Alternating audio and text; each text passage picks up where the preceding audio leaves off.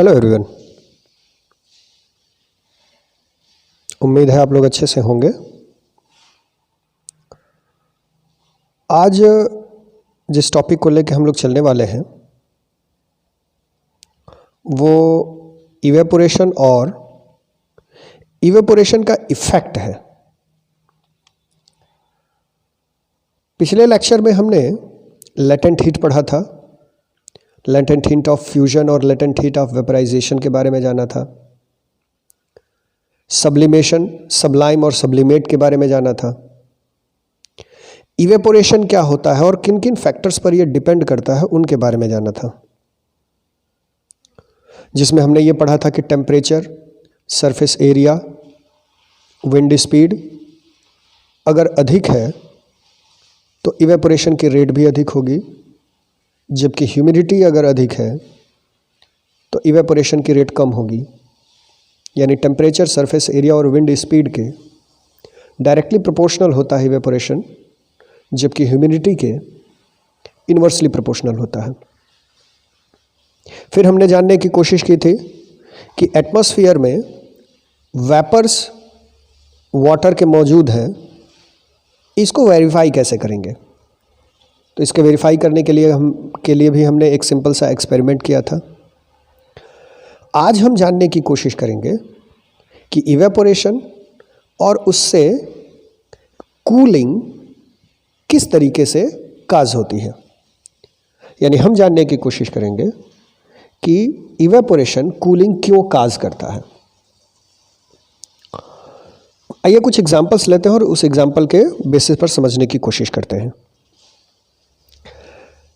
Evaporation से cooling इस बात पर निर्भर करती है कि लिक्विड जो वेपर के फॉर्म में कन्वर्ट हो रहा है वो वेपर के फॉर्म में कन्वर्ट होने के लिए, अपने फिजिकल स्टेट को चेंज करने के लिए लेटेंट हीट ऑफ वेपराइजेशन कहाँ से प्राप्त करता है। हमें पता है कि कोई भी लिक्विड जिस सब्सटेंस के कांटेक्ट में होता है उसके अपने चारों ओर के एटमॉस्फेयर से वो लेटेंट हीट ऑफ वेपराइजेशन लेकर के और वेपर के फॉर्म में कन्वर्ट होता है। यानी वेपर के फॉर्म में कन्वर्ट होने के लिए लेटेंट हीट ऑफ वेपराइजेशन की ज़रूरत पड़ेगी, तभी लिक्विड वेपर के फॉर्म में कन्वर्ट होगा। एक सिंपल एग्जांपल लेते हैं। मान लीजिए अगर हमने हाथ के ऊपर spirit, ether, petrol, diesel, alcohol, इस टाइप के जो हाईली वोलाटाइल सब्सटेंसेस होते हैं, वोलाटाइल सब्सटेंस यानी, तो वोलाटाइल सब्सटेंस का मतलब ऐसा कोई सब्सटेंस जो इजीली लिक्विड फेज से वेपर फेज में कन्वर्ट हो जाए। तो जितने भी हाईली वोलाटाइल सब्सटेंसेस हैं, अगर हम उनको अपने स्किन के ऊपर रखें तो हम फील करते हैं कि जिस जगह पर उस पर्टिकुलर सब्सटेंस को, एल्कोहल को, ईथर को, पेट्रोल को रखा गया है, वहाँ हमें ठंडक का एहसास होता है। इसके पीछे कारण क्या है? तो इसके पीछे कारण ये है कि जिस जगह पर हमने उस लिक्विड को रखा हुआ है उस पर्टिकुलर जगह से, हमारे स्किन से लेटेंट हीट ऑफ वेपराइजेशन वो लिक्विड गेन करता है और इवेपोरेट होता है। इस दौरान एटमॉस्फेरिक कंडीशंस के कंपैरिजन में हाथ के उस जगह का, उस स्किन का जो टेम्परेचर है वो कम हो जाता है, इसलिए हमें वहाँ ठंडक का एहसास होता है। इस पूरी प्रोसेस के लिए एल्कोहल, ईथर या जो भी स्पिरिट हम हाथ पे लगा रहे हैं उसको लिक्विड फेज से वेपर फेज में कन्वर्ट करने के लिए बिफोर बॉयलिंग हमने उसे सप्लाई किया latent heat of vaporisation. Actually वो हमने सप्लाई नहीं किया, बल्कि उसने खुद ही अपने आसपास के सराउंडिंग से ही वो latent heat of vaporisation gain करके वेपर के फॉर्म में कन्वर्ट हुआ है।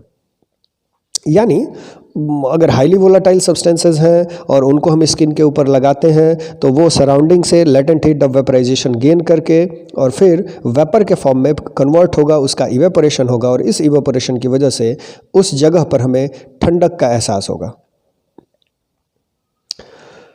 दूसरा अगर एक एग्जांपल हम लें तो आपने देखा है कि गाँव में मिट्टी के घर बने होते हैं, पहले हुआ करते थे, अब तो गाँव में भी पक्के मकान बनने शुरू हो गए हैं। और जो मिट्टी के घर होते थे वहाँ पानी का छिड़काव करके और ठंडक उत्पन्न करने की कोशिश की जाती थी। घर में अगर पानी छिड़क दिया जाए तो कुछ देर के लिए ठंडक का एहसास होता है हमें। कभी सोचा है आपने ऐसा क्यों? या अगर गर्मी बहुत अधिक है, आप कोई एक गीला कपड़ा अपने शरीर के ऊपर डाल लेते हैं तो आपको ठंडक का एहसास होता है। क्यों? अगर पसीना बहुत अधिक हुआ हो और पंखा चला देते हैं, आपको ठंडक का एहसास होता है। क्यों?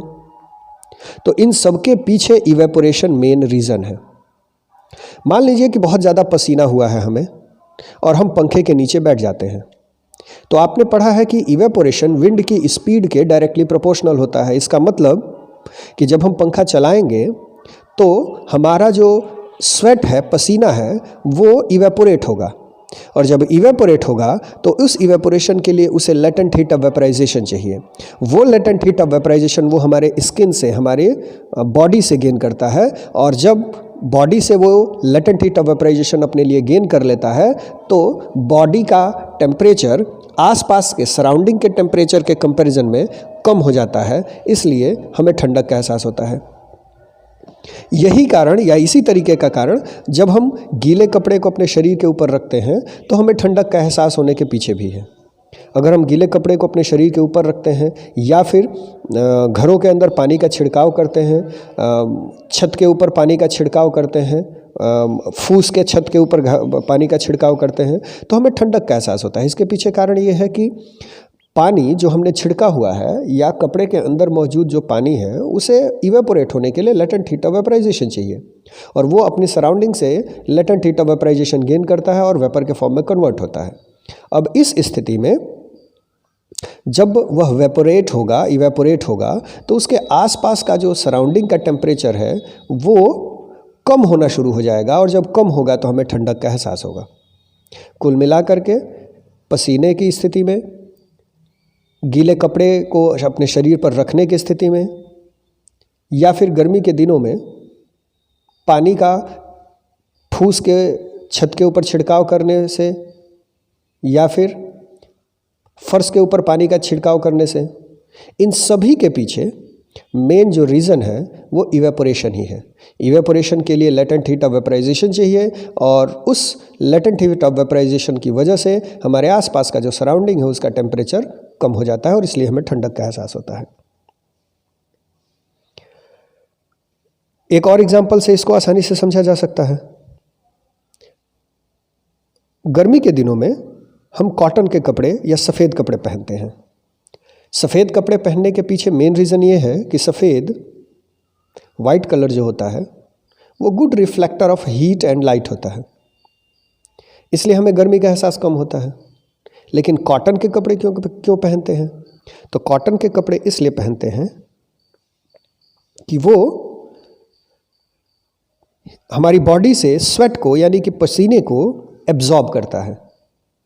जब वो एब्जॉर्ब करेगा तो जो थ्रेड के बीच में बने बने पोर्स हैं छोटे छोटे, उन पोर्स के अंदर वाटर वेपर पहुंचेगा, वहाँ से वो इवेपोरेट होगा। तो इवेपोरेशन के लिए उसे लेटेंट हीट ऑफ वेपराइजेशन चाहिए, और वो लेटेंट हीट ऑफ वेपराइजेशन हमारी बॉडी से मिलता है। तो हमारी बॉडी का टेम्परेचर हमारी सराउंडिंग के टेम्परेचर के कंपैरिजन में कम हो जाता है। दैट्स वाई हमें ठंडक का एहसास होता है। अगर हम पॉलिस्टर या सिंथेटिक क्लॉथ्स पहनते हैं तो वो स्वेट को एब्जॉर्ब नहीं करता है, और जब स्वेट को एब्जॉर्ब नहीं करेगा तो फिर इवेपोरेशन की रेट भी घट जाएगी, और जब इवेपोरेशन की रेट घटेगी तो फिर हमारे बॉडी का जो टेम्परेचर है वो सराउंडिंग के टेम्परेचर के कंपैरिजन में कम नहीं महसूस होगा, हमें ठंडक का एहसास नहीं होगा। एक और एग्जांपल देख सकते हैं आप मटके का। मटके के अंदर रखा हुआ पानी ऑटोमेटिकली कुछ देर के बाद ठंडा हो जाता है। आपने सोचा है क्यों? ऐसा इसलिए क्योंकि मटके के सरफेस के ऊपर छोटे छोटे पोर्स होते हैं। जब हम उसके अंदर पानी भरते हैं तो पानी भरने पर उसके अंदर से वाटर के पार्टिकल्स सरफेस पर मौजूद पोर्स के अंदर आके रुक जाते हैं। अब वहाँ उसका इवेपोरेशन होगा। इवेपोरेशन के होने के लिए उसको लेटेंट हीट ऑफ वेपराइजेशन चाहिए। वो लेटेंट हीट ऑफ वेपराइजेशन मटके के अंदर रखा हुआ पानी का बाकी का मॉलिक्यूल बाकी का पार्टिकल उसे प्रोवाइड करता है। इस लेटेंट हीट ऑफ वेपराइजेशन की वजह से सरफेस पर मौजूद वाटर के मॉलिक्यूल्स इवेपोरेट हो जाते हैं। जब वो इवेपोरेट होगा तो जाहिर सी बात है कि वो लेटेंट हीट लेकर के इवेपोरेट हुआ है, तो अंदर का जो पानी मौजूद है उसका जो टेम्परेचर है वो सराउंडिंग के टेम्परेचर के कंपैरिजन में कम हो जाएगा, और जब सराउंडिंग के कंपैरिजन में उसका टेम्परेचर कम होगा तो जाहिर सी बात है कि वो हमें ठंडा महसूस होगा, पीने पर उसके अंदर ठंडक महसूस होगी। यानी कुल मिलाकर के अगर हम मटके के अंदर पानी रखते हैं तो इवेपोरेशन की वजह से ही वो ठंडा हो जाता है कुछ देर के बाद। दो एग्जाम्पल्स और हम लेते हैं। एक एग्जाम्पल तो डेजर्ट कूलर का लिया जा सकता है। आपने महसूस किया होगा कि डेजर्ट कूलर हॉट और ड्राई डे के अंदर बहुत ज़्यादा अच्छा कूलिंग क्रिएट करता है इन कंपैरिजन टू मॉइस्ट या ह्यूमिड एयर के अंदर। रीज़न क्या है? तो रीज़न ये है कि जब हॉट डे होगा तो उस कंडीशन में टेम्परेचर ज़्यादा होगा, टेम्परेचर ज़्यादा होगा तो rate of evaporation of water भी ज़्यादा होगा, और जब ह्यूमिडिटी होगी, लो ह्यूमिडिटी होगी, ह्यूमिडिटी कम होगी, डैम्पनेस कम होगी, तो उस वजह से भी आपने पीछे पढ़ा है कि रेट ऑफ इवेपोरेशन बढ़ेगा। तो रेट ऑफ इवेपोरेशन जब बढ़ेगा तो उसके लिए उसे चाहिए क्या? लेटेंट हीट चाहिए, और वो लेटेंट हीट कौन प्रोवाइड करेगा? तो वो लेटेंट हीट वो आसपास के सराउंडिंग से ऑब्टेन करता है। तो जाहिर सी बात है कि हमारे आसपास का जो सराउंडिंग है उसका टेम्परेचर पहले के कंपैरिजन में घटेगा, और जब घटेगा तो निश्चित तौर पर हमें ठंडक का एहसास होगा। एक और सिंपल एग्जांपल, कप में चाय पीना या दूध पीना की अपेक्षा प्लेट में चाय या दूध पीने ज़्यादा आसान होता है। कारण क्या है? तो यहाँ सरफेस एरिया का फैक्टर है। कप की अपेक्षा प्लेट का जो सरफेस एरिया होता है वो ज़्यादा होता है। जब सरफेस एरिया ज़्यादा होगा तो इवेपोरेशन की रेट अधिक होगी। इवेपोरेशन के लिए उसे लेटेंट हीट चाहिए, और लेटेंट हीट मिलेगी उसे सराउंडिंग से। तो जाहिर सी बात है कि सराउंडिंग के कंपैरिजन में उसका टेम्परेचर, सराउंडिंग के कंपैरिजन में जो कप के उसके प्लेट के अंदर रखा हुआ चाय या दूध है उसका टेम्परेचर कम होगा, और जब कम होगा तो हमें ठंडक का एहसास होगा। यानी सरफेस एरिया बढ़ने पर रेट ऑफ इवेपोरेशन बढ़ेगा, और रेट ऑफ इवेपोरेशन बढ़ने की वजह से इवेपोरेशन जब होगा तो चाय जो होगी वो प्लेट के अंदर ज़्यादा आसानी से ठंडी होगी इन कंपैरिजन टू कप के। ये सारे एग्जाम्पल्स इंडिकेट करते हैं कि इवेपोरेशन कूलिंग काज करने में हेल्प करता है, और कुछ तो ऐसे भी एग्जाम्पल्स हैं जहां latent heat of vaporization responsible होता है इवेपोरेशन के लिए, और उस इवेपोरेशन की वजह से हमें कोल्डनेस या ठंडक का एहसास होता है। कुल मिलाकर के इवेपोरेशन का मतलब हो गया लिक्विड का वेपर के फॉर्म में कन्वर्ट होना, और जब भी इवेपोरेशन होगा निश्चित रूप से वह कूलिंग कॉज करेगा ही करेगा। ध्यान रखेंगे, इवेपोरेशन लिक्विड के वेपर में चेंज होने को कहते हैं, लेकिन उसके बॉइलिंग पॉइंट से नीचे के टेम्परेचर पर। यानी जब भी हम इवेपोरेशन की बात करेंगे तो हम उसके बॉइलिंग पॉइंट से बिलो टेम्परेचर की बात करेंगे। यानी इवेपोरेशन जब भी अकर होगा किसी भी लिक्विड के बॉइलिंग पॉइंट से लो टेम्परेचर पर अकर होगा। ध्यान रखेंगे,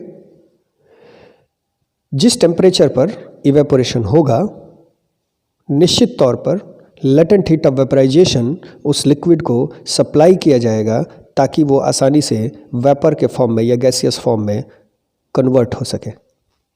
तो कह सकते हैं कि लेटेंट हीट ऑफ वेपराइजेशन का सीधा सीधा रिलेशन है हमारे इवेपोरेशन के साथ।